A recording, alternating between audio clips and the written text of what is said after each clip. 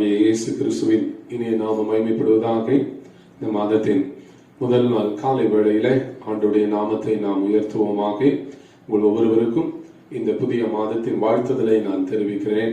ஆண்டவர் இந்த மாதத்துல அதிகமான ஆசீர்வாதங்களையும் நன்மைகளையும் பாதுகாப்பையும் உங்கள் ஒவ்வொருவருக்கும் தருவாராக. இந்த நாளிலும் கர்த்தருடைய வார்த்தையை நாம் தியானிப்போம். பரிசுத்த ஆவியானவர், நல்ல ஆவியானவர், ஆலோசனை கர்த்தர் நம்மோடு கூட இடைப்படுவாராக. நாம் ஒரு நிமிடம் நாம் ஜெபிப்போமாக. மகா கனத்துக்கும் மகிமைக்கும் பாத்திரராய் இருக்கிற அன்புள்ள தகப்பனே, இந்த நல்ல புதிய மாதத்தின் முதல் நாள் காலை வேளைக்காக உம்மை ஸ்தோத்தரிக்கிறோம். 5 மாதங்கள் கண்மணி போல எங்களை காத்து வந்திருக்கிறேன். அதற்காக உமக்கு ஸ்தோத்திரம் ஆண்டவரே. இந்த புதிய மாதத்திலும் உம்முடைய தயவை, உம்முடைய இரக்கத்தை நாடி நிற்கிறோம் ஆண்டவரே. உம்முடைய வார்த்தை எங்களை பலனடைய செய்வதாக, எங்கள் சோர்வுகளை எல்லாம் நீக்கி போடுவதாக. ஆண்டவர், எங்கள் உள்ளான மனுஷனுக்குள்ள ஒரு எழுப்புதலையும், எங்கள் ஆண்டவரை ஆவியில ஒரு உற்சாகத்தையும் உடைய வார்த்தைகளின் மூலமாக என்னை தந்தருளும்படியாய் நாங்கள் ஜெபிக்கிறோம். வார்த்தைகளை ஆசீர்வதி. இயேசுவின் நாமத்தில் ஜெபிக்கிறோம் நல்ல பிதாவே, ஆமென், ஆமென். பிரியமானவர்களே, இந்த காலை வேளையிலும் கர்த்தருடைய வார்த்தையை நாம் கேட்போம். பரிசுத்த வேதாகமத்திலே உபாகமத்தின் புஸ்தகம் 33ஆம் அதிகாரம் 29வது வசனம். மோசே தன்னுடைய இறுதி பயணத்திலே கடைசியாக இஸ்ரவேல் மக்களை வாழ்த்தி சொல்லுகிற ஒரு வார்த்தையை தான் இந்த நாளிலே நாம் தியானிக்கிறோம். கடைசியாக அவர் என்ன சொல்லுகிறார் பாருங்கள். இஸ்ரவேலே, நீ பாக்கியவான், உனக்கு கர்த்தரால் ரட்சிக்கப்பட்ட ஜனமே, உனக்கு ஒப்பானவன் யார்? ஆமென். உனக்கு சகாயம் செய்யும் கேடகமும் உனக்கு மகிமை பொருந்திய பட்டயமும் அவரே. உன் சத்துருக்கள் உனக்கு இச்சகம் பேசி அடங்குவார்கள், அவர்கள் மேடுகளை மிதிப்பாய் என்று சொன்னார். அன்பானவர்களே, இந்த நாளும் இதுல முதல் 2 வார்த்தைகளை மாத்திரம் நமக்கு இருக்கிற சுருக்கமான நேரத்தில் நாம் தியானிக்க போகிறோம். ஆண்டவர் நம்மோடு பேசுவாராக. இது இஸ்ரவேல் மக்களை மோசே ஒரு மோட்டிவேஷனல், உற்சாகப்படுத்தி அவர்கள் யார் என்று அவர்களை வாழ்த்துகிற ஒரு வார்த்தை. இந்த நாள் காலை வேளை, இஸ்ரவேலே, நீ பாக்கியவான். ஆண்டவர் உங்களை என்னை பார்த்து சொல்லுகிறார், நீ பாக்கியவான். ஆமென். இன்றைக்கு இந்த காலகட்டத்துல யாரை பார்த்து நீ பாக்கியவான் என்று சொல்லுவார்கள்? நீங்க எல்லாரும் என்ன சொல்லுகிறார்கள்? நான் இந்த உலகத்துல ஏன் தான் பிறந்தேன்னு தெரியல. சிலர் சொல்றாங்க, இந்த கொரோனா காலகட்டத்துல ஏன் தான் கடவுள் என்ன வச்சிருக்கிறாரு தெரியல, அப்படி சொல்றாங்க. இன்னும் சிலர் சொல்றாங்க, நான் எதுக்குமே பிரயோஜனம் இல்லாத ஆளு, இன்னைக்கு நான் இருக்கிற நிலைமை ரொம்ப மோசமான ஒரு நிலைமை. இப்படி பல விதங்களிலே நாம் நம்மை குறித்து என்ன செய்கிறோம்? சிந்தித்துக் கொண்டிருக்கிறோம். ஆனா கர்த்தர் என்ன சொல்லுகிறார்? இஸ்ரவேலே, நீ பாக்கியவான். இன்றைய உலகத்திலே ஒவ்வொரு மனிதனும் பாக்கியவானாய் இருக்க பிரயாசப்படுகிறார்கள். ஆனால் பாக்கியவானாய் அவர்கள் இருக்க முடியவில்லை. ஆனால் ஆண்டவர் நம்மை குறித்து என்ன சொல்லுகிறார்? உங்களை குறித்து உங்கள் பார்வை இன்னைக்கு ஒருவேளை பலவீனமாய் இருக்கலாம். உங்களை குறித்து நீங்கள், நான் ஒன்றுக்கும் உதவாதவன், என்னால ஒன்று செய்ய முடியாது, இந்த காலகட்டத்திலே என் தொழில் எல்லாம் போய்விட்டது, என் வியாபாரம் போய்விட்டது, என் வேலை போய்விட்டது, எனக்கு வருமானம் இல்லாமல் இருக்கிறேன் என்று சொல்லி நீங்கள் உங்களை குறித்து பலவாறு சிந்திக்கலாம். நன்றாய் கவனியுங்கள். ஆனா ஆண்டவர் என்ன சொல்லுகிறார்? நீ பாக்கியவான் என்று சொல்லுகிறார். ஆமென். யார் இன்றைக்கு உங்களை பார்த்து பாக்கியவான் என்று சொல்வார்கள்? ஆண்டவர் உங்களை பார்த்து சொல்லுகிறார். அன்பானவர்களே, நீங்கள் பாக்கியவான். இன்னைக்கு உங்களை குறித்து நீங்கள் சிந்தித்துக் கொண்டிருக்கிற காரியம் என்ன? கர்த்தர் உங்களை பார்த்து சொல்லுகிறார், நீ பாக்கியவான். இந்த மாதத்துல ஒருவேளை படிப்பினுடைய ரிசல்ட் வர முடியாத ஒரு நிலைமையில நீங்கள் இருக்கலாம். புதிய படிப்புல சேர வேண்டும் என்று நீங்கள் சொல்லி விரும்பிக் கொண்டிருந்திருக்கலாம். ஒருவேளை இந்த நாட்களிலே ஒரு புதிய படிப்புக்கு நீங்கள் ஆயத்தமாகி சென்று கொண்டிருக்க வேண்டும். ஆனால் சூழ்நிலைகள் நமக்கு எதிராய் மாறிவிட்டது. இப்படிப்பட்ட காலகட்டத்திலே நாம் சோர்ந்து போகக்கூடாது. ஆண்டவர் என்ன சொல்லுகிறார்? நீ பாக்கியவான் என்று சொல்லுகிறார். பாக்கியவான் என்றால் நீ ஆசீர்வதிக்கப்பட்டவன். நாம் ஆசீர்வதிக்கப்பட்டவர்கள். அதை நாம் நன்றாய் உணர்ந்து கொள்ள வேண்டும். மாத்திரமல்ல, இஸ்ரவேலே என்று சொல்லப்படுகிறது. இஸ்ரவேல் என்றால் தேவனுடைய பிள்ளைகள், தேவ ஜனம் என்று அர்த்தம். இஸ்ரவேல் என்றால் தேவ ஜனம் என்று அர்த்தம். பிளஸட் பீப்புள் என்று அர்த்தம். முதலாவது நம்மை குறித்து தேவன் என்ன நினைக்கிறார் என்பதை நாம் அறிய வேண்டும். நம்மை குறித்து கடவுளுடைய பார்வை எப்படி இருக்கிறது என்பதை நாம் புரிந்து கொள்ள வேண்டும். உங்களை குறித்து நீங்கள் என்ன நினைக்கிறீர்கள் என்பது முக்கியம் அல்ல. நம்மை குறித்து கடவுள் என்ன நினைக்கிறார், அதான் ரொம்ப முக்கியம். இப்ப வேதம் சொல்லுகிறது நீ பாக்கியவான் என்று சொல்லுகிறது. ஆண்டவர் நம்மை பாக்கியவான் என்று சொல்லும்போது மெய்யாகவே நாம் பாக்கியவான்கள். ஆமென். இந்த மாதத்துல காலை வேளை அன்பான தேவனுடைய பிள்ளையே, நீ பாக்கியவான். இஸ்ரவேலே என்று சொல்லும் போது நாம் தேவனுடைய ஜனமாய் இருக்கிறோம். தேவனுடைய ஜனம் பாக்கியம் உள்ளது. இந்த உலகத்துல மண்ணின் மைந்தர்கள் அப்படின்னு சொல்லி ஒரு வார்த்தை சொல்லுவாங்க. அப்படின்னா என்ன அர்த்தம்? அந்த ஊர்லயே பிறந்து அந்த ஊர்லயே வளர்ந்து வாழ்ந்துகிட்டு இருக்கிறவங்க என்ன சொல்லுவாங்க? நாங்க இந்த ஊர் மண்ணின் மைந்தர்கள் அப்படின்னு சொல்லுவாங்க. அவங்க அப்படி சொல்லி மார்த்தட்டி பேசுவார்கள். நாங்கெல்லாம் இந்த ஊர்ல பிறந்தவர்கள். மற்றவர்களை ஒப்பிட்டு, வெளியில இருந்து வந்தவர்களை ஒப்பிட்டு சொல்லுவார்கள். அப்படி சொல்லும் பொழுது ஆண்டவருடைய பிள்ளைகளாகிய நாம் என்ன சொல்லலாம்? இந்த மண்ணுக்கு சொந்தக்காரராகிய, வேதம் சொல்லுகிறது வானமும் பூமியும் கர்த்தருடையது. அப்படி என்றால் இந்த மண்ணுக்கு சொந்தக்காரருடைய பிள்ளைகள் நாம். அல்லேலூயா, ஆமென் என்று சொல்லுவேன். ஆமென். வார்த்தைகளை நீங்க கேட்டுக்கொண்டிருக்கும் போது ஆண்டவர் உங்களோட பேசுவார் என்றால் நீங்க உங்க போன்லயோ உங்க மொபைல்ல நீங்க என்ன செய்யலாம்? ஆமென் என்று சொல்லி டைப் பண்ணி அனுப்புங்க. வேதம் சொல்லுகிறது அன்பானவர்களே, நீ பாக்கியவான். நாம் இந்த மண்ணுக்கு சொந்தக்காரனாகிய வானத்தையும் பூமியையும் உண்டாக்கின சர்வ வல்லமையுள்ள தேவனுடைய பிள்ளைகள். உங்களை குறித்து தவறாக நினைக்காதீர்கள். நம்மை குறித்து தேவன் உயர்ந்த பார்வை வைத்திருக்கிறார். யோவான் 1ஆம் அதிகாரத்திலே 12வது வசனத்திலே வேதம் என்ன சொல்லுகிறது?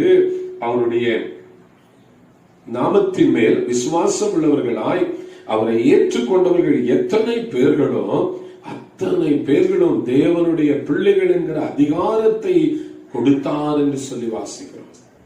ஆண்டவருடைய நாமத்தின் மேல் விசுவாசம் வைத்திருக்கிறோம், அவரை ஏற்றுக்கொண்டிருக்கிறோம். இன்னைக்கு அத்தனை பேரையும் ஆண்டவர் சொல்றார், நீ தேவனுடைய பிள்ளை. நமக்கு ஒரு அதிகாரத்தை ஆண்டவர் கொடுத்திருக்கிறார். மண்ணின் மைந்தர்கள் மார்த்தட்டுவார்கள் என்றால் மண்ணுக்கு சொந்தக்காரராகிய தேவனுடைய பிள்ளைகள் நாம் இன்னும் அதிகமாய் நம்மை உயர்த்துவோமாக. உங்களை குறித்து கடவுளுடைய பார்வையை நான் சொல்லிக் கொண்டிருக்கிறேன். உங்களை குறித்து நீங்கள் தவறாக எண்ணாதிருங்கள். வேதம் சொல்லுகிறது, இஸ்ரவேலே நீ பாக்கியவான், பாக்கியவான். இந்த உலகத்தின் பிள்ளைகளுக்கு அவங்களுக்கு இந்த உலகத்தின் எல்லைதான் தெரியும். ஆனா வானத்தையும் பூமியும் உண்டாக்கின தேவனுடைய பிள்ளைகளாகிய நமக்கு வானம்தான் ஆசீர்வாதத்தின் எல்லை. ஆபிரகாமுக்கு ஆண்டவர் சொல்லும் போது சொன்னாரு, வானத்து நட்சத்திரங்களை போல உன்னை ஆசீர்வதிப்பேன். அப்ப வானம் தானே நமக்கு எல்லை. ஆசீர்வாதத்துக்கு குறைவே கிடையாதம்மா. இன்னைக்கு சூழ்நிலை நீங்க சின்ன வேலையில இருக்கலாம், இன்னைக்கு சூழ்நிலை ஒரு சிறிய வீட்டுல இருக்கலாம், ஆனால் என்றைக்கும் அப்படி இருக்க போகிறதில்லை. நமக்கு வானமே எல்லை என்று நினைத்து வாழுங்கள். தேவன் நம்மை அப்படித்தான் அழைத்திருக்கிறார். நான் இன்றைக்கு மோசேயினுடைய வார்த்தையை கொண்டு உங்களை உற்சாகப்படுத்துகிறேன். உங்களை குறித்து நீங்கள் தயவாய் மட்டுப்படுத்திக் கொள்ளாதிருங்கள். தேவன் நம்மை குறித்து உயர்ந்த எல்லையை வைத்திருக்கிறார். மோசேக்கு ஆண்டவர் வானத்து நட்சத்திரங்களை காட்டி ஆசீர்வதிக்கிறார். அப்ப ஆபிரகாமுடைய பிள்ளைகளாகிய நமக்கு வானத்தின் நட்சத்திரங்களை போல ஆசீர்வாதங்கள் உண்டு. உங்களை குறித்து தவறாக எண்ணாதிருங்கள். தேவன் நம்மை குறித்து எப்படி எண்ணுகிறார் என்றால் நாம் அவருடைய பிள்ளைகள் என்று எண்ணுகிறார். அவருடைய மண்ணுக்கு சொந்தக்காரருடைய பிள்ளைகள் நாம். ஆகவே இந்த மாதத்துல வரக்கூடிய நாட்கள் ஆச்சரியமான காரியங்களை நீங்கள் பார்ப்பீர்கள்.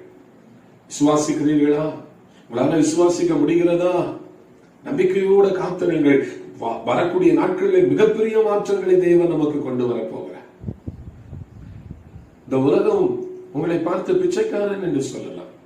இந்த உலகம் உங்ககிட்ட ஒண்ணுமில்லை என்று உங்களை குறித்து சொல்லலாம். இந்த உலகம் உங்களை பார்த்து நீ படிக்காதவன் என்று சொல்லலாம். ஆனால் ஆண்டவர் நம்மை பார்த்து என்ன சொல்லுகிறார்?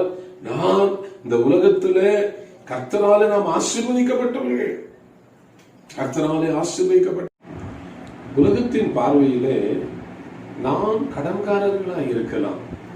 உலகத்தின் பார்வையிலே சரியான வேலை இல்லாதவர்களா இருக்கலாம். ஆனால் தேவனுடைய பார்வையில நீங்கள் இஸ்ரவேலர்கள், நீங்கள் ஆசீர்வதிக்கப்பட்டவர்கள். மறந்து விடாதீர்கள்.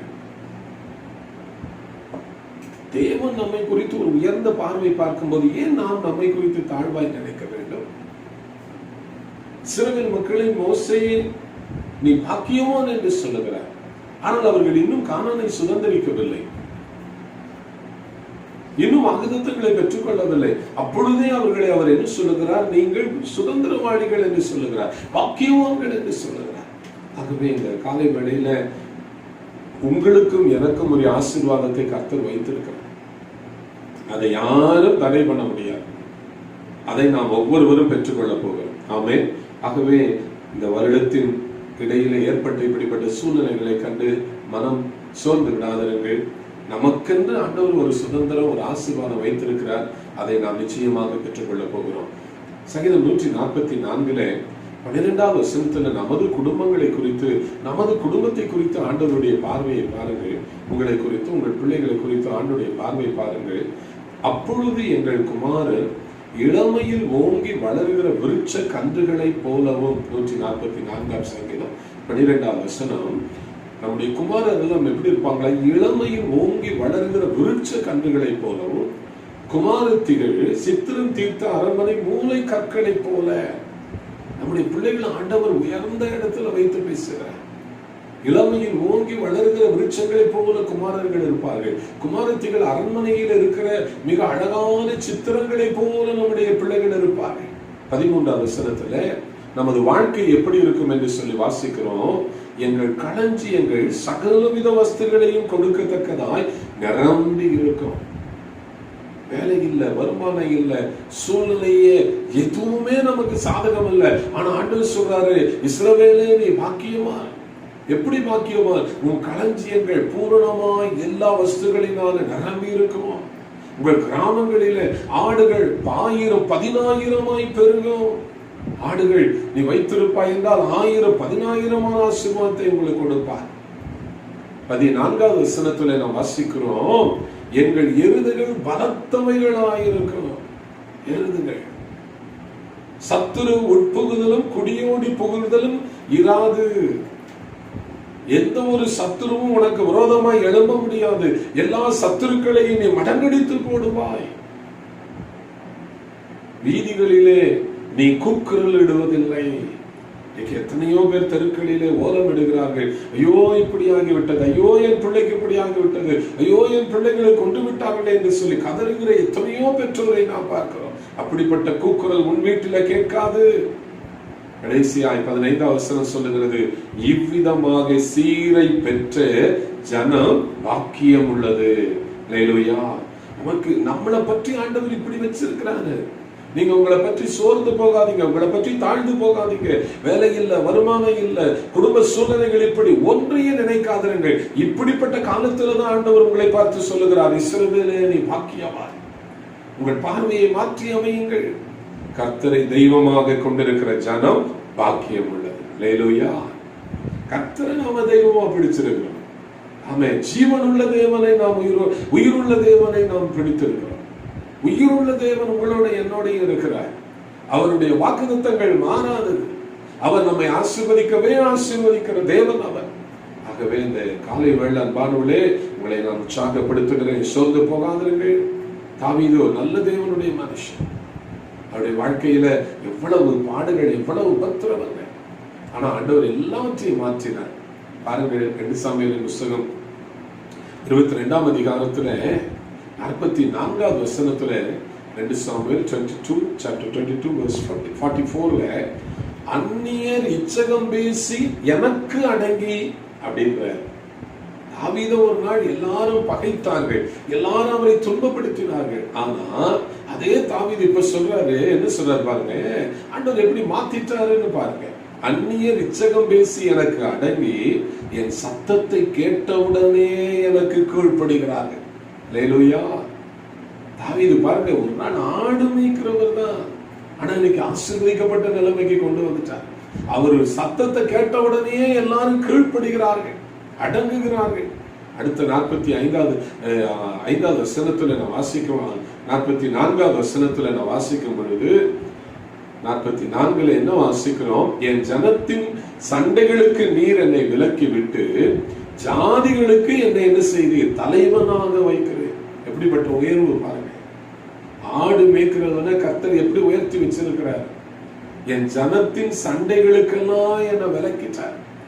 யார் யாரெல்லாம் உன் கூட சண்டைக்கு வந்தாங்களோ எல்லா சண்டையும் கர்த்தர் விலக்கி ஜாதிகளுக்கு உன்னை என்ன செய்யறாரா? தலைவனாய் வைக்கிறார். பாருங்க, நீங்க ஒரு நாள் ஒரு ஜாதிக்கு தலைவனாய் இருக்க போறீங்க. ஒரு ஜாதிக்கு, ஒரு கூட்ட மக்களுக்கு நீங்க தலைவனாய் இருக்க போறீங்க. நான் அறியாத ஜனங்கள் என்னை சேவிக்கிறார்கள். ஹல்லேலூயா! எவ்வளவு பெரிய blessing. நான் அறியாத ஜனங்கள் உங்களுக்கு வாழ்த்து சொல்லுவார்கள். நீ அறியாத ஜனங்கள் உன்னை தேடி வருவார்கள். நீ அறியாத ஜனங்கள் உன்னோடு வருவார்கள். எதற்காக, எப்பொழுது வருவார்கள் என்றால் நீ ஆசீர்வதிக்கப்பட்டவர். உன் ஆசீர்வாதங்களை பார்த்து அறியாத ஜனங்கள் ஓடி வருவார்கள். உன்னை பகைத்த ஜனங்கள் உன்னை பார்த்த உடனே, உன் சத்தத்தை கேட்ட உடனே அடங்கி விடுவார்கள். அப்படிப்பட்ட நாட்கள் வரப்போகிறது. அப்படிப்பட்ட நாட்கள் உங்கள் குடும்பத்துக்குள்ளே சம்மதிக்க போகிறது. ஆண்டவர் உங்களை அப்படி உயர்த்தி வைக்க போகிறார். ஆகவே இந்த வார்த்தைகளை ஏன் சொல்லுகிறேன் என்றால், இஸ்ரவேலே நீ பாக்கியவன், இஸ்ரவேலே நீ பாக்கியவன். ஆகவே இந்த காலை வேளையிலே நாம் பாக்கியவான்கள். சுருக்கமாய் சொல்லுகிறேன். 2வது உபாகமத்தின் 33ஆம் அதிகாரம் 29வது வசனத்திலே நாம் என்ன வாசிக்கிறோம் என்றால், கர்த்தரால் ரட்சிக்கப்பட்ட தேவ ஜனமே உனக்கு ஒப்பானவன் யார்? கர்த்தரால் ரட்சிக்கப்பட்ட ஜனமே உனக்கு ஒப்பானவன் யார்? நம்மளோடு யாரையுமே மேட்ச் பண்ணவே முடியாது, மேட்ச் பண்ணவே முடியாது. ஆங்கிலத்திலே who is like you, a people saved by the Lord. Who is like you, a people saved by the Lord. கர்த்தரால் ரட்சிக்கப்பட்ட தேவஜனமே உன்னை போல யார் உண்டு? நாம ரொம்ப விசேஷமானவர்கள், ரொம்ப விசேஷமானவர்கள். உங்களை உற்சாகப்படுத்துகிற இந்த நாட்கள்ல பரிசுத்த ஆவியானவர் சொல்லுகிறார், உனக்கு ஒப்பானவர்கள் யாருமே இல்லை. கிறிஸ்துவுக்குள்ளே நாம் யார் என்பதை முதலாவது நாம் சிந்திக்க வேண்டும். கிறிஸ்துவுக்குள்ளே நீங்கள் யார் என்பதை முதலாவது சிந்தியுங்கள். ஆங்கிலத்தில் ஒரு 3 வார்த்தைகளை சொல்வார்கள். Who am I? நான் யார்? Who am I? Why am I? பாருங்க, 3 வார்த்தை. Who am I? Why am I? How am I? நான் யாரு? ஏன் நான் இருக்கிறேங்க? 3வது, எதுக்காக நான் இருக்கிறேன்? இந்த 3 வார்த்தையும் தெரிஞ்சாதான் வாழ்க்கையில நாம் மேல வர முடியாது. பாருங்களேன், உங்களை பற்றி முதலாவது உங்களுக்கு தெரியணும். Who am I? நான் யாரு? கர்த்தரால் ரட்சிக்கப்பட்ட தேவஜனம். நீ தேவனுடைய பிள்ளை. Who am I? 2வது, why am I? நான் ஏன் இங்க இருக்கிறேன்? கர்த்தரோட குறித்து ஏதோ ஒரு சித்தம் வச்சிருக்கிறாரு. கர்த்தர் உங்களை குறித்து ஒரு நோக்கம் வச்சிருக்கிறாரு. Why am I? 3வது, how am I? எப்படி நான் இருக்கணும்? எப்படி நான் இருக்கணும்? இந்த 3ஐயும் நீங்க தெரிந்து கொண்டாதான் உங்கள் வாழ்க்கையிலே நீங்கள் எத்தன்மையான ஒரு ஆசீர்வாதத்தை நீங்கள் பெற்றுக்கொள்ள முடியும். அன்பானவர்களே, இந்த காலை வேளையில இந்த 3 கேள்விகளை சிந்தித்து பாருங்க. உங்களை உற்சாகப்படுத்துகிறேன். ஆமென். அல்லேலூயா. ஆண்டவருக்கு மகிமை உண்டாகட்டும். நிறைய நேரம் நம்மளை பற்றி நமக்கு தெரியல. கர்த்தரால் ரட்சிக்கப்பட்ட தேவ ஜனம் நாம. நமக்கு ஒப்பானவர்கள் யாரும் கிடையாது, யாருமே கிடையாது. ஆனா நம்ம எப்படி இருக்கிறோம் தெரியுமா? பயந்தாங்கொல்லியா இருக்கு, பயப்படுறோம். அப்படியே உட்கார்ந்துட்டு ஒவ்வொரு நாளும் கவலைப்பட்டுக்கிட்டே உட்கார்ந்து இருக்கிறோம். நிறைய பேர் பாருங்க, எதையாவது ஒண்ணு நினைச்சு கவலைப்பட்டுக்கிட்டே உட்கார்ந்து இருப்பாங்க. காரணம் என்னன்னா, நம்மளை பற்றி நமக்கு தெரியல, நம்மளை பற்றி நமக்கு தெரியல. பிரியமானவர்களே, இந்த பர்த்டே எல்லாம் வரும்போது பாத்தீங்கன்னா பிளஸிங் சொல்லுவாங்க. என்ன சொல்லுவாங்கன்னா, இன்னும் மேல மேல நீங்க ஆசீர்வதிக்கப்படுவீர்கள், இன்னும் மேல மேல நீங்கள் உயர்த்தப்படுவீர்கள் என்று. அப்ப உண்மையாகவே நாம் ஒவ்வொருவரும் இன்னும் மேல மேல ஆசீர்வதிக்கப்பட போகிறோம். இன்னும் மேல மேல கர்த்தரால் நீங்கள் உயர்த்தப்பட போகிறீர்கள். உங்களை சுற்றி பல சூழ்நிலைகள் இருக்கலாம், அதை கண்டு பயந்து விடாதிருங்கள், பயந்து விடாதிருங்கள். கர்த்தர் உங்களோடு கூட இருக்கிறார். பயந்தாங்கொல்லி கிடையாது. நாம தேவனால தெரிந்து கொள்ளப்பட்ட பாத்திரம் நீ. உன்னை கொண்டு ஆண்டவர் ஆயிரங்களை ஆசீர்வதிக்க போகிறார். உன்னை கொண்டு ஆண்டவர் இந்த தேசத்தை சந்திக்க போகிறார். உங்களை கொண்டுதான் ஒரு பெரிய எழுப்புதலை கர்த்தர் கொண்டு வர போகிறார். ஆகவே இந்த காலை வேளையில அருமையான தேவனுடைய பிள்ளையே, நியாயாதிபதிகளின் புத்தகம் 6ஆம் அதிகாரம் 12ஆம் வசனம் சொல்லுகிறது, கிதியோனுக்கு கர்த்தர் அங்கே தரிசனமாகி என்ன சொல்லுகிறார் பாருங்கள், பராக்கிரமசாலியே கர்த்தர் உன்னோடு இருக்கிறார். ஆமென். ஆண்டவருடைய பார்வை நம்மளை பற்றி எப்படி இருக்குது பாருங்க. கிதியோன் மீதியானருக்கு பயந்து அங்கே வயல்ல அவர் அறுவடை செய்து கொண்டிருக்கிறார். மீதியானியர் கையில 7 வருஷம் ஆண்டவர் அவளை அடிமைகளாக ஒப்பு கொடுத்தார். மீதியானியர் வந்து அவர்கள் மேல விழுந்து அவர்கள் அறுவடைக்கு வைத்திருக்கிற எல்லா பொருட்களையும் எடுத்துக்கொண்டு போய்விடுவார்.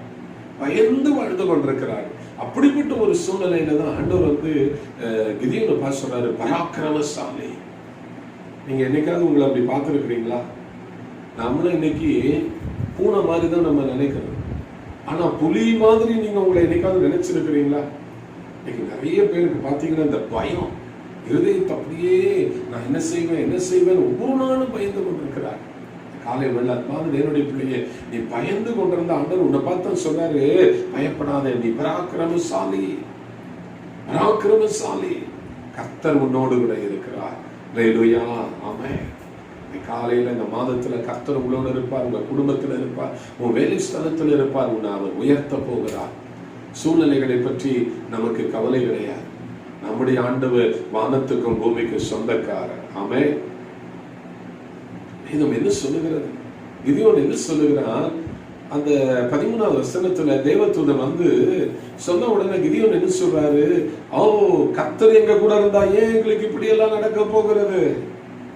கர்த்தர் எங்க கூட இருந்தா நாங்க ஏன் இவ்வளவு கஷ்டப்பட்டு கொண்டு இருக்க போகிறோம்?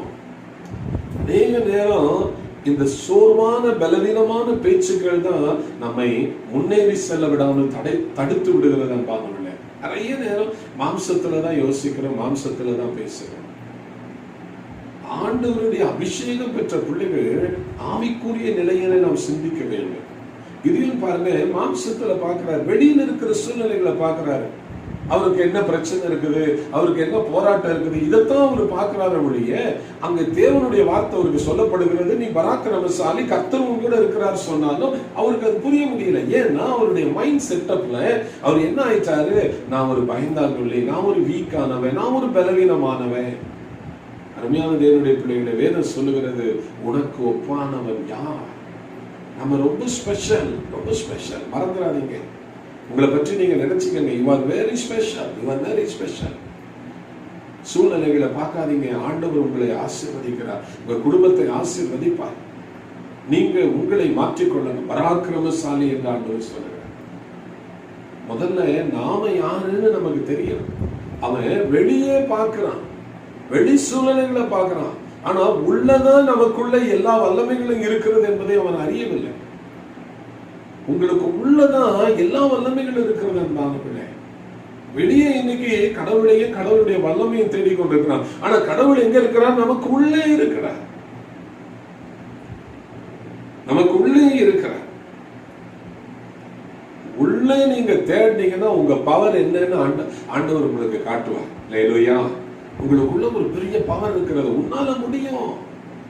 நீ எதை நினைக்கிறாயோ அதை சாதிக்க உங்களால முடியும். நீங்க எதை நினைக்கிறீங்களோ அதை செய்கிறதுக்கு தேவன் உங்களுக்கு வல்லமை தருவார். சில நேரம் சிலர் அப்படியே அந்த சூழ்நிலையோட அப்படியே இணைஞ்சு அமைதியா போயிடணும்னு நினைப்பாங்க. அப்படி அல்ல. கிதியோனை பார்த்து நீங்க மீதியானதுக்கு அடிமைகளா இருக்கிறீங்க, அப்படியே இருந்து விடக்கூடாது. நீ பராக்கிரமசாலி, நீ எழும்பி உன் தேசத்தை ரட்சிக்கணும், உன் ஜனங்களை ரட்சிக்கணும்ன்றாரு ஆண்டவர். சிலர் நம்ம சொல்லுவோம், எதுக்கு வம்பு, இருக்கிறபடியே போயிடலாம், எல்லாரோட சேர்ந்து அப்படியே ஒத்து போயிடலாம். சிலருடைய மைண்ட் செட்டப் இப்படி இருக்கும். இப்படிப்பட்ட ஆட்கள் வெரி டேஞ்சர், வெரி டேஞ்சர். உங்களை முன்னேற விட மாட்டாங்க, உங்க வாழ்க்கையை சிதைத்து விடுவார்கள். அன்பு சகோதரனை சகோதரியே, உன்னால் முடியும் என்று ஆண்டவர் சொல்லுகிறார். நான் இன்றைக்கு உங்களை ஒரு மோட்டிவேஷன் பண்ணுகிறேன். சோர்ந்து போய் இருக்கிறீங்களா? பராக்கிரமசாலி, வெளியே தேடாத, உனக்கு உள்ள தேடு. கர்த்தர் உனக்குள்ள வல்லமையா இருக்கிறார். பரிசுத்த ஆவியானவர் நமக்குள்ள பலனாய் இருக்கிறார். நம்முடைய சிந்தனைகளை அவர் ஆளுகை செய்வார். வேதம் சொல்லுகிறது, உலகம் உங்களை பார்த்து நீ எந்த வேலைக்கும் பிரயோஜனம் இல்லை, நான் ஆண்டவர் சொல்றாரு உன்னை கொண்டுதான் நான் செய்ய போகிறேன். 6ஆம் அதிகாரம் 15வது வசனத்துல அங்கு வேதம் சொல்லுகிற, நியாயபுஸ்தகம் 6ஆம் அதிகாரம் 15வது வசனத்துல 14வது வசனத்துல வேதம் சொல்லுகிறது, அங்க வாசிக்கிறோம், கர்த்தர் அவனை நோக்கி பார்த்து, உனக்கு இருக்கிற இந்த பலத்தோட நீ போதும், உனக்குள்ள ஒரு பலன் இருக்குதுன்னு சொல்றாரு. நீங்க என்ன வேலை செய்றீங்க, அந்த வேலையை சந்தோஷமா செய்யுங்க. உங்களுக்குள்ள ஒரு பலன் இருக்குது. பிசாசு அதை என்ன செய்யறான், உன்னால முடியாது, நீ வேலைக்கு ஆகாதவன், நீ பயந்தாங்கொல்லி அப்படின்னு சொல்லி உங்க வீக்னஸ் அடையாளம் காட்டுறான். ஆனா ஆண்டவர் என்ன சொல்றாரு, 6:14 வாசிக்கிறோம், உனக்குள்ள இருக்கிற இந்த பலத்தோட நீ போ, உன்னை அனுப்புகிறவர் நான் அல்லவா. பெரிய யுத்தங்களை செய்ய கடவுள் நம்மை அழைத்திருக்கிறார். பயப்படாதீங்க. பயப்படுகிற மக்களோட சேராதிருங்க. பலவீனமான மக்கள் உங்கள் வாழ்க்கையை சிதைத்து விடுவார்கள். உங்களை குறித்து ஒரு பெரிய விஷன் ஆண்டவர் வச்சிருக்கிறார். அருமையான தேவனுடைய பிள்ளையே, இந்த காலை வேளையில ஆண்டவர் சொல்லுகிறார், வெளியே தேடாத, உனக்குள்ள இருக்கிற வல்லமையை தேடு, உனக்குள்ள இருக்கிற ஒரு பவரை தேடு. கிதியோனுடைய எண்ணங்கள் அவன் 15ஆம் வசனத்துல சொல்றான், என் குடும்பம் ரொம்ப எளிமையான குடும்பம், நான் ரொம்ப சின்ன ஆளு, நானா போய் மீதியான கைக்கு இஸ்ரவேலரை ரட்சிக்க போறேன். இப்பதான் ஆண்டவர் சொல்றாரு, உன்னை அனுப்புகிறவன் நான் அல்லவா. அருமையான தேவனுடைய பிள்ளையே, இன்றைக்கு உன்னுடைய எண்ணங்கள் என்ன, அதுதான் ரொம்ப முக்கியம். நிறைய நேரம் நம்ம பிரசங்கம் கேட்கிறோம், பைபிளை படிக்கிறோம், ஆனா நம்முடைய எண்ணங்கள்ல மாற்றம் வரதே கிடையாது. ரெண்டாவது, எந்த ஊழியக்கார் பேசினாலும் என்ன வசனங்கள் கேட்டாலும் அது நம்முடைய வாழ்க்கையில மாற்றம் வந்திருக்கிறதா? நான் ரொம்ப நேரம் யோசிக்கிற ஒரே விஷயம் அதுதான். எவ்வளவு பிரசங்கம் பண்ணுகிறோம், எவ்வளவு பிரசங்கங்களை மக்கள் கேட்கிறாங்க, அவங்க வாழ்க்கையில மாற்றம் வந்திருக்கிறதா? இருக்கிறபடியே தான் இருக்கிறோம். பலவீனமா இருக்கிறவன் பலவீனமா தான் இருக்கிறான், பயப்படுறவன் பயந்தாங்குள்ளியா தான் இருக்கிறான். வசனங்கள் உங்களுக்குள்ளே கிரியை செய்ய வேண்டும் அன்பார்களே. வசனங்கள் கிரியை செய்யாவிட்டால் நாம் கர்த்தருடைய வார்த்தைகளின்படி நாம் வாழ முடியாதவர்களாய் மாறிவிடுவோம். நம்முடைய தரிசனங்கள் சீர்குலைந்து போய்விடும். வேதம் சொல்லுகிறது, இந்த உலகத்துல ஆண்டவருடைய பலன் நமக்குள்ளே இருக்கிறது, பரிசுத்த ஆவியானுடைய பலன் நமக்குள்ளே இருக்கிறது, உங்களுடைய பலன் உங்களுக்குள்ளே இருக்கிறது. மறந்து விடாதீர்கள். சில வார்த்தைகளை சொல்லி நான் முடிக்கிறேன். ஆங்கிலத்தில் ஒரு வார்த்தை உண்டு, believing in yourself is the secret of success. Believing in yourself is the secret of success. இதை ஆங்கிலத்தில் எழுதி வைத்துக் கொள்ள. Believing in yourself, உனக்குள்ள உன்னால முடியும்னு நீ நினைக்கிறது தான் வெற்றியினுடைய ரகசியம். எந்த காரியத்தையும் உன்னால செய்ய முடியும். சகரியாவில் வாசிக்கிறோம், பெரிய பர்வதமே நீ எம்மாத்திரம் அன்று சொல்றாரு, செருபாபேலுக்கு முன்னால நீ என்ன ஆயிடுவ, சமபூமியாய் மாறி விடுவார். இந்த உலகத்துல பெரிய பர்வதங்களை எல்லாம் வீழ்த்தும்படிதான் கடவுள் நம்மை அழைத்திருக்கிறார். நாம் யார், நாம் யார், அதை குறித்து சொல்லிக் கொண்டிருக்கிறேன். இந்த காலை வேளையில் அன்பான தேவனுடைய பிள்ளையே, கர்த்தரால தெரிந்து கொள்ளப்பட்ட தேவ ஜனம், கர்த்தரால ரட்சிக்கப்பட்ட தேவ ஜனமே, உனக்கு ஒப்பானவர் ஒருவரும் அல்ல, ஒருவரும் அல்ல. நல்ல காலை வேளையில ஆண்டவரிடத்துல, ஆண்டவரே என்னை பலப்படுத்தும் என்று சொல்லு, என்னை உயிர்ப்பியும் என்று சொல்லுங்க. இந்த மாதத்துல உங்க சூழ்நிலைகளை எல்லாம் தேவன் மாற்றி போட வல்லவராக இருக்கிறார். நமக்குள்ளே இருக்கிற தேவன் பெரியவர், பெரியவர், பெரியவர். ஒவ்வொரு நாளும் சொல்லுங்க, கிதியோனை கொண்டு மீதியானே ஆண்டவர் ரட்சித்தார், மீதியான கைக்கு இஸ்ரவேலரை ரட்சித்தார், உங்களையும் ஆண்டவர் ரட்சிப்பார். ஆண்டவரே எனக்குள்ள ஒரு பெரிய பலன் இருக்கிறதுன்னு சொல்லுங்க. வயசாயிடுச்சு அப்படிலாம் நினைக்காதீங்க, சூழ்நிலைகளை பார்க்காதீங்க, வெளியே தோற்றத்தை பார்க்காதீங்க. உங்களுக்குள்ளே ஒரு வல்லமையான பலன் இருக்கிறது. எனக்குள்ள அந்த வல்லமையான பலன் இருக்கிறது. உன்னால் முடியும். அதைத்தான் சொல்றாங்க, கிதியோனை பார்த்து சொல்ற, உன்னால செய்ய முடியும், நிச்சயமாக உங்களால செய்ய முடியும் என்று ஒரு நல்ல உத்வேகத்தை எடுத்துக்கொள்ளுங்கள். ஒரு மனிதன் இப்படியாய் கேட்கிறார், கடவுளே நான் உம்மை பார்க்கவும் முடியாது, உமது கையை நான் பிடிக்கவும் முடியாது, ஆகவே ஒன்று செய்யுங்கள், என்னுடைய கையை நீங்கள் பலமாய் பிடித்து விடுங்கள். எவ்வளவு அழகா சொல்றாரு பாருங்க. கடவுளே என்ன என்னால உங்களை கண்டுபிடிக்கவும் முடியாது, உங்க கையையும் பிடிக்க முடியாது. ஆனா நீங்க செய்யலாம். நீங்க என் கையை பிடித்து கொண்டால் என்னால் எல்லாம் செய்ய முடியும் என்று சொல்லுகிறார். என்னால எல்லாம் செய்ய முடியும் என்று சொல்லுகிறார். அன்பானவர்களே, உங்களுடைய பலனை நீங்கள் அறிந்து கொள்ளுங்கள். எதையும் முடிக்க முடியும் என்று நினைத்தால் நாளைக்கு நீங்கள் சரித்திரத்தை படைப்பீர்கள். நாளைக்கு உங்களைத்தான் இந்த உலகம் கொண்டாடும். அன்பானவர்களே, ஆகவே இன்றைக்கு உங்கள் வாழ்க்கையிலே தேவனிடத்திலே சொல்லுங்கள், என்னை போல ஒருவர் இல்லை என்று சொல்லுங்கள். என்னை போல ஒருவர் இல்லை என்று சொல்லுங்கள். என்னாகும் 23ஆம் அதிகாரம் 21வது வசனத்துல என்னாகும் 23-21 அவர்களுடைய தேவனாகிய கர்த்தர், என்னாகும் 23-21 அவர்களுடைய தேவனாகிய கர்த்தர் அவர்களோடு கூட இருக்கிறார். ராஜாவின் ஜெய கம்பீரம் அவர்களுக்குள்ளே இருக்கிறது. பாருங்க, நம்மோட யார் இருக்கிறது? இஸ்ரவேலின் தேவனாகிய கர்த்தர் நம்மோடு இருக்கிறார். ஆமென். இந்த மாசம் உங்களோட இருக்கிறார். உங்க வாழ்க்கையில உங்களோட இருக்கிறார். ஒரு நாள் அவநம்பிக்கைக்கு இடக்கூடாது. ராஜா வீட்டு பிள்ளை எப்படி நடப்பான் கொஞ்சம் யோசிச்சு பாருங்க. கூடி குறுகி பயந்து வெட்கப்பட்டா நடப்பான். என்ன 23-21 சொல்லு, ராஜாவின் ஜெய கம்பீரம் உங்களுக்குள்ளே இருக்கிறார். கம்பீரமா இருங்க, கம்பீரமா இருங்க. எல்லாம் என்னால செய்ய முடியும். உலகத்துல வேலை இல்ல, பணம் இல்ல, பொருள் இல்ல, என்ன நடக்கும்? ஒண்ணு நடக்காது. கர்த்தர் நம்மை ஆசீர்வதிப்பார். ஆமென். வானத்தையும் பூமியும் படைத்த கர்த்தராலே நீங்கள் ஆசீர்வதிக்கப்பட்டவர்கள் என்று வேதம் நம்மை குறித்து சொல்லவில்லையா? ராஜாவின் ஜெய கம்பீரம் நமக்குள்ளே இருக்கிறது. 22வது வசனத்துல வாசிக்கிறோம், காண்டாமிருகத்திற்கு ஒத்த பலன் நம்மிடத்துல உண்டு. அவர்களை எகிப்திலிருந்து தான் புறப்பட பண்ணினார். எகிப்துல அவங்க என்ன சாப்பிட்டாங்க, என்ன இருந்து? ஒண்ணும் கிடையாது. எகிப்துல இருந்து தான் வந்தாங்க. ஆனா காண்டாமிருகத்திற்கு ஒத்த பலன். டெய்லி சொல்லுங்க, நான் தான் காண்டாமிருகத்தின் பலன். ஆண்டவன் நம்மை பற்றி இப்படி சொல்லி இருக்கும் போது நம்முடைய எண்ணங்கள் என்ன?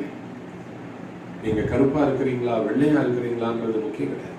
வெற்றி பெற வேண்டும் என்றால் உங்கள் எண்ணங்கள் எப்படி இருக்கிறது என்பதுதான் முக்கியம். அன்பு தேவனுடைய பிள்ளையே, உங்கள் எண்ணங்களிலே கடவுள் இருக்கிறார். ராஜாவின் ஜெய கம்பீரம் உங்களுக்குள்ளே இருக்கிறது. காண்டாமிருகத்தில் ஒத்த பலன் உங்களுக்குள்ளே இருக்கிறது. ஆகவே தேவன் உங்களை குறித்து பார்க்கிற பார்வையை புரிந்து கொள்ளுங்கள். தேவன் உங்களை குறித்து பார்க்கிற பார்வையை நீங்கள் புரிந்து கொள்ளுங்கள். ஆண்டவரே, என் கையை பிடித்துக் கொள்ளணும்னு சொல்லுங்க. இதுதான் மிக உயர்ந்த ஒரு ஞானம் அல்லது தத்துவம் என்று சொல்லலாம். என்னால உங்க கையை பிடிக்க முடியாது, நீங்க என் கையை பிடிச்சீங்க ஆண்டவரே, என்னை வழி நடத்துங்கன்னு சொல்லுங்க. அற்புதமாய் தேவன் நடத்துவார். ஆண்டவர் அதைத்தான் நம்மிடத்துல எதிர்பார்க்கிறார். ஆகவே வித்தியாசம் மனிதர்களிடத்திலே இல்லை, மனிதனுடைய எண்ணங்களிலே தான் இருக்கிறது. ஆகவே இந்த காலை வேளையில நீங்கள் ஆண்டவரால் ஆசீர்வதிக்கப்பட்டவர்கள் என்று சொல்லி உங்களை உற்சாகப்படுத்துகிறேன். ஆகவே இந்த நாளிலும் கூட தேவனுடைய ஆவியானவர் நம்மோடு கூட இருப்பாராக.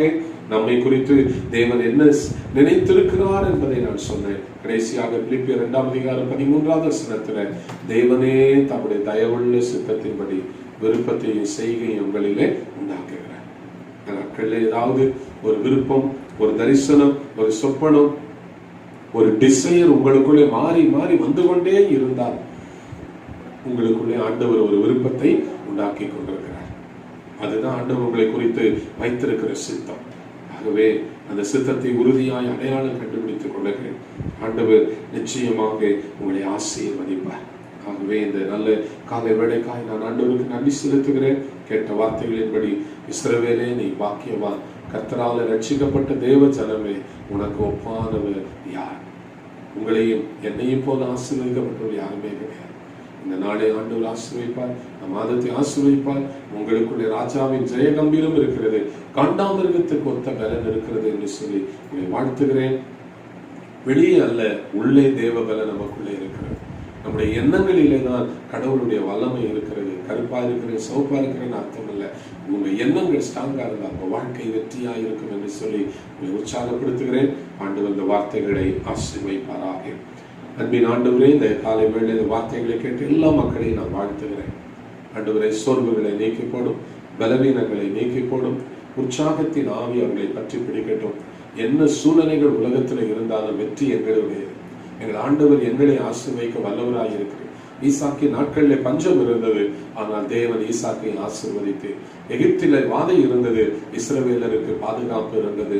ஆண்டவரே, வனாந்திரத்துல ஒன்றும் இல்லை, ஆனால் இஸ்ரவேலருக்கு ஆகாரம் இருந்தது. ஆண்டவரே, இப்படியா எங்களை போஷிக்கிற தெய்வம், எங்களை குறித்து நீ வைத்திருக்கிற உன்னதமான சித்தங்களுக்கு எங்களை அர்ப்பணிக்கிறோம் அப்பா. இந்த காலை வேளை இந்த வார்த்தைகளை கேட்ட எல்லா மக்களையும் நீர் ஆசீர்வதியும்.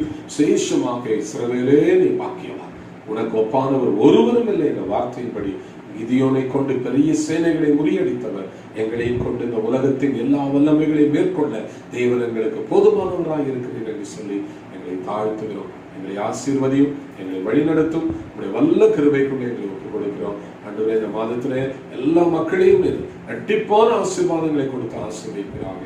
எல்லா துதி கன மகிமையாவும் ஒருவருக்கே தரும். இயேசுவின் நாமத்தில் ஜெபிக்கிறோம் நல்ல பிதாவே. ஆமென். ஆமென். God bless you. God bless you.